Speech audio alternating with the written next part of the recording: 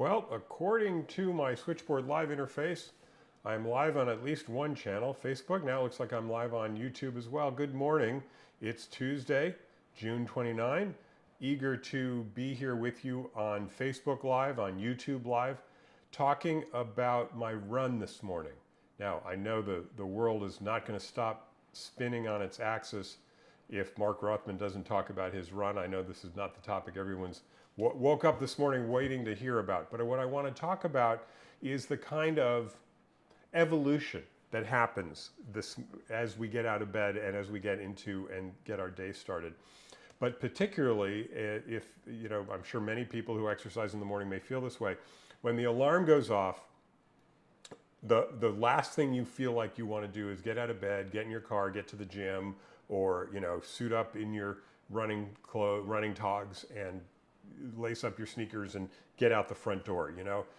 I think it's the rare individual who goes from like 0 to 60 in 30 seconds with alacrity and enthusiasm and energy and excitement.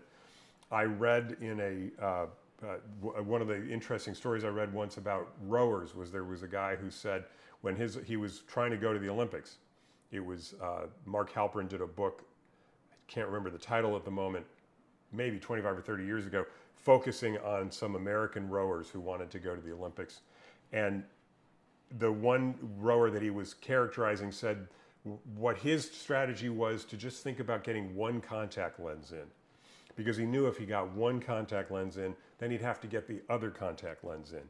And then he'd have to brush his teeth. And if he did that, then he knew he had to wash his face. And if he did that, then he knew he had to get into his rowing clothes, And once he was in his rowing clothes, he was like, oh, okay, well, I might as well go down to the boathouse. So it was this idea that the action he wanted to take to sustain himself, or really to achieve his life goal at that moment, which was to make the Olympic team, started with this tiny action of just putting in one contact lens.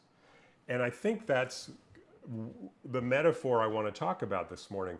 The idea that we sometimes achieve our biggest goals when we start with the smallest actions.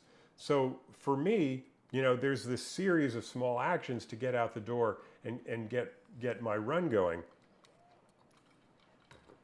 And there's always the moment, everything that leads up to it. I get into my clothes, I fill my water bottle because I like to run with a water bottle.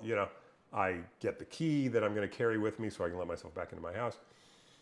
And, I go out the front door, and then there's this moment where it really feels like, like in The Wizard of Oz, the scene where they go from black and white into color, or where, I go from, one state to another, is the moment when I take my first step at a run. I say, okay, well, here we go, here goes nothing, and I start jogging. And my initial steps, I think, are incredibly slow and sluggish. And if, my splits, interestingly, if you look at my splits, they don't necessarily bear that out. It can depend on whether I'm starting on a hill, if the first part of my run is a hill or whatever. But the psychological experience is that the very first steps are as if my legs had weights tied around them, and I'm overcoming the force of gravity to get going. So when we think about the goals we want to achieve in the world, it's not only helpful, but I think it's essential for us to break them down into these smallest components of what's the first thing I need to do. I just got the image in mind. If you're gonna bake a cake, and you're not really feeling in the mood for it, maybe the first step is to just get out the mixing bowl.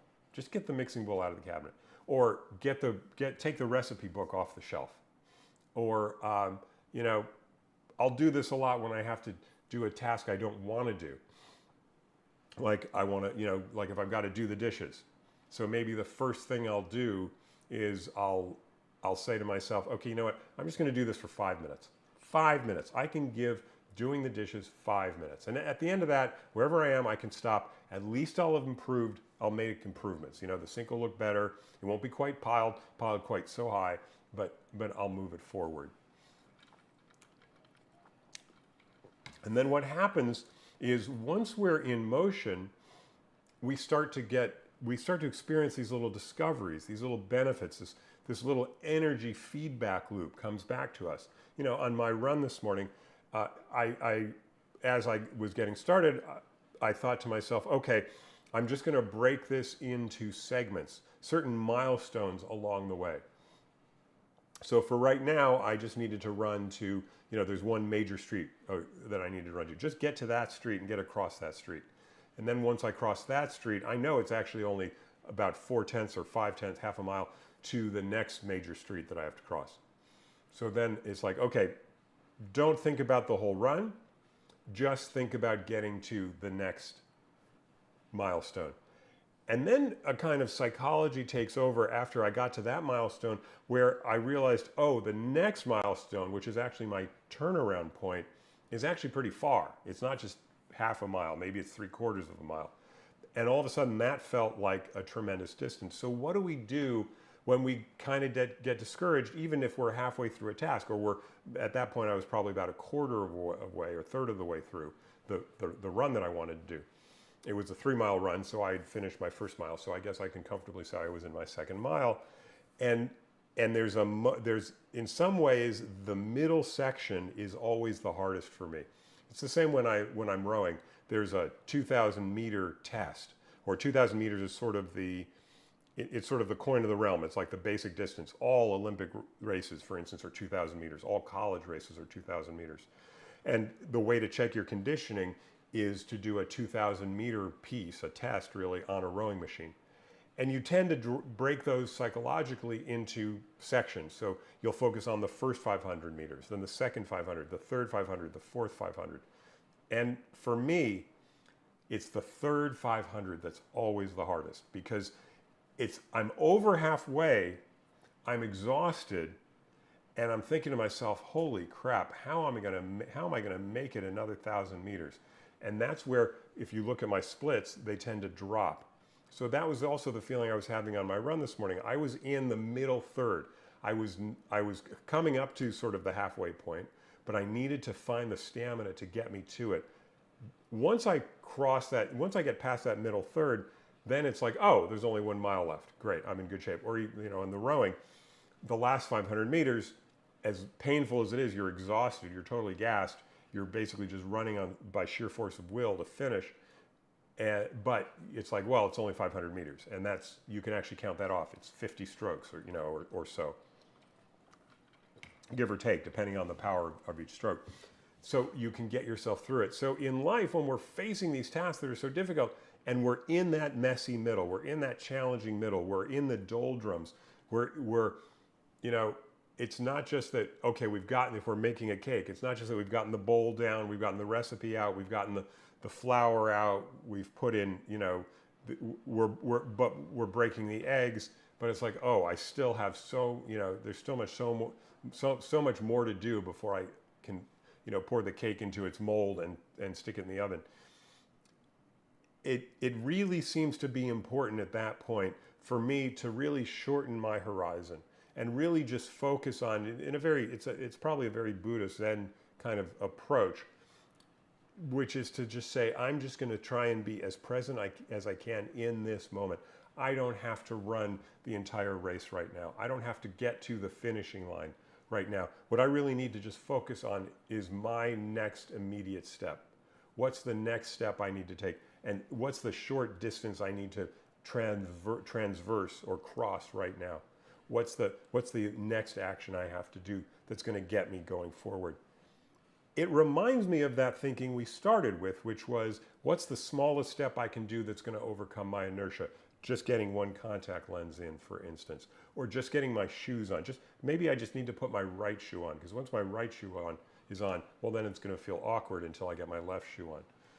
It's that kind of feeling that we're actually repeating when we're in that messy, challenging middle, where we're not sure we're going to be able to finish, and we have to say to ourselves, what's the smallest action I can do? And get ourselves there. I think that the big takeaway from this that I want to sort of leave you with as I kind of move into concluding today's Facebook and YouTube Live is the idea that it's how we talk to ourselves that matters.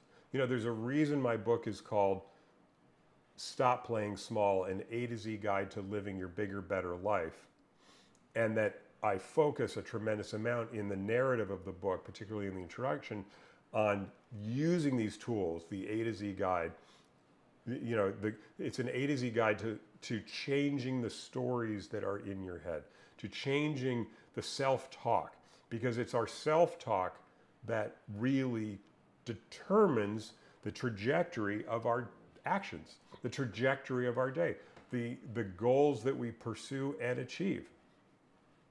And the more we can be cognizant of that, what that self-talk is, and make these really baby steps or minor adjustments that's going to change our self-talk even just the slightest bit, is going to come out with tremendous results. I talk about this idea, it's on my listenable course, if you haven't had a chance to check that out, where I talk about a ship, a container ship leaving the LA harbor bound for Tokyo, but it makes a 1 degree mistake.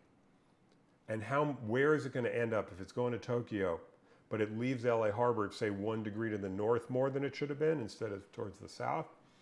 Where's it going to end up? Vladivostok, South Korea, Alaska, you know, it's going to veer off into an entirely different section of the Pacific Ocean over time. That 1 degree difference makes a tremendous change over time. So that's what we want to be focusing on and what we want to be in charge of. And I think if we really look at that, isn't that a tremendously powerful place to come from? Isn't it tremendously powerful to think of the idea that I can make a tremendous difference in my direction, my trajectory, the shape, the arc of where I'm going, simply by making a minor change in the moment? Wow, what a powerful idea. I'd actually never thought about it quite that way, but that is a tremendously empowering idea, that I can make a tremendous change just by making a small difference right now. That's really significant. And I want to hold on to that, and I want you to hold on to that. Thank you for watching my Facebook Live and my YouTube Live today. And be with me again next Tuesday at 9 a.m. You can see all of my live recordings, both on my Facebook page, Mark Rothman Coach, or you can find Mark Rothman Progress Coach, and on my YouTube channel, Mark Rothman Progress Coach. Thank you for being here, and I'll see you again next week.